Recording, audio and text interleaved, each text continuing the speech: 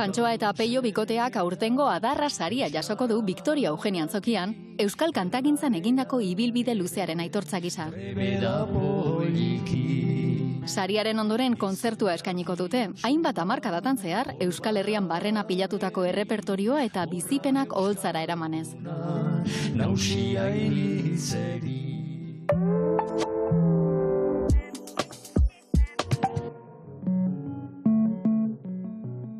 Maua Orduñezen gramatika erakusketak monumentuaren inguruko diskurtso historiko eta ideologikoak zalantzan jartzen ditu, memoria eta boterea berrirakurriz.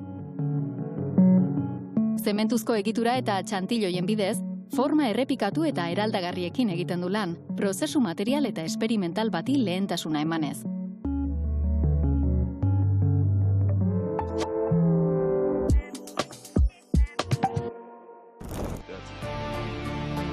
David Pérez Sañudoren Azken Erromantikoak filmak emakume bakarti baten egunerokoaren eta haren hauskortasunaren erretratua egiten du.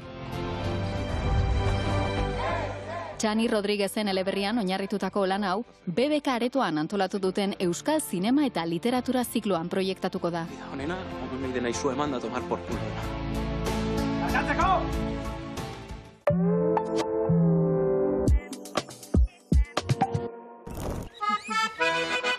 Pantarrei konpainiak Izarren Hartza aurkeztuko du Arabako plazetan programaren barruan, natura eta bizitza ardatz dituen proposamen artistikoan.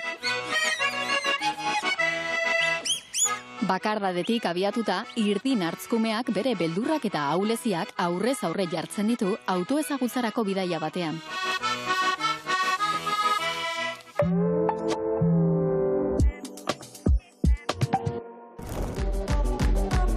Nazafest jaialdia Harrietan egingo dute, musika garaikidearen topagune gisa.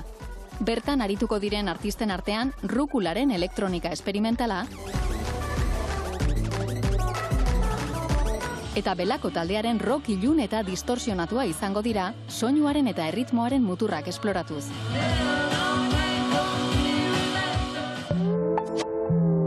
Kulturplanik onenak, EITB-ren eskutik.